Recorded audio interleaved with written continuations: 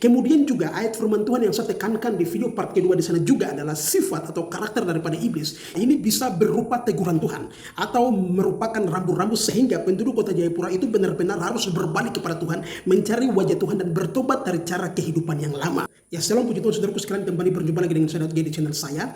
Ya, saudaraku sekalian, saya berharap bagi saudara sekalian yang belum menonton video saya di part pertama dan part kedua harus menonton terlebih dahulu. Kenapa? Karena di video kali ini di part ketiga saya akan memberikan rangkuman dari video pertama dan video kedua supaya saudara sekalian dapat mengerti. Sekali lagi bagi saudara sekalian yang belum menonton video part pertama dan part kedua, terlebih dahulu saya berharap saudara dapat menonton supaya saudara dapat mengerti dari alur pertama sampai saat ini yang mana saya sedang merekam untuk memberikan rangkuman-rangkuman yang jelas menyangkut pernyataan Tuhan tentang kota Jayapura di tahun 2033 yang mana kota tersebut akan mengalami bencana alam. Sehingga hal tersebut sangat penting untuk kita ketahui dengan rangkuman yang saya akan memberikan poin-poin penting kepada saudara sekalian supaya kita dapat lebih paham lagi.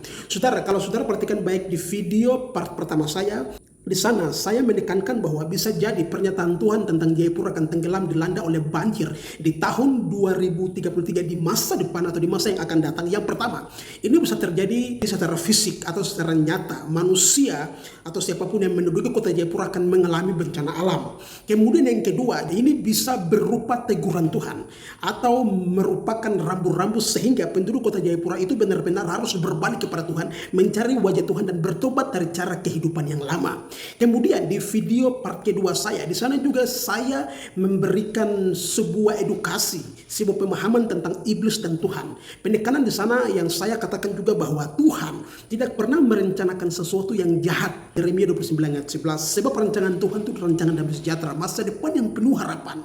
Inilah di sini Tuhan itu selalu baik, tidak pernah memberikan kecelakaan atau rancangan-rancangan jahat kepada anak-anaknya. Kemudian juga ayat firman Tuhan yang saya tekankan di video part kedua di sana juga adalah sifat atau karakter daripada iblis, yaitu di dalam Yohanes 10 ayat 10 kita tahu bersama bahwa iblis datang hanya untuk mencuri, membunuh dan membinasakan. Tetapi Yesus datang untuk memberikan kehidupan dalam segala kelimpahan. Nah, di sini pendekatan saya cukup jelas di video part kedua, yaitu tentang bagaimana Tuhan Yesus itu selalu baik, tidak pernah merencanakan sesuatu yang jahat atau merancangkan sesuatu yang tidak benar bagi anak-anaknya. Dan justru iblis itu sendirilah yang merencanakan sesuatu yang tidak baik, merencanakan sesuatu yang jahat bagi anak-anak Tuhan. Saudara, inilah poin-poin penting yang saudara harus perlu ketahui dari video part pertama dan part kedua.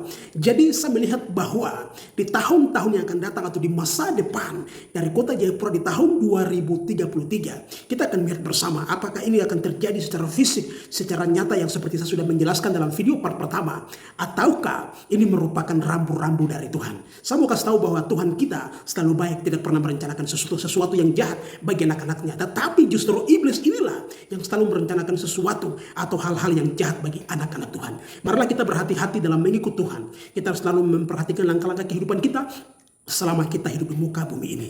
Demikian video part ketiga ini yang mana saya sudah memberikan rangkuman atau poin-poin penting dari video part pertama dan part kedua. Dan saya berharap di video part ketiga ini saudara dapat paham poin-poin penting yang saya dapat berikan kepada saudara sekalian.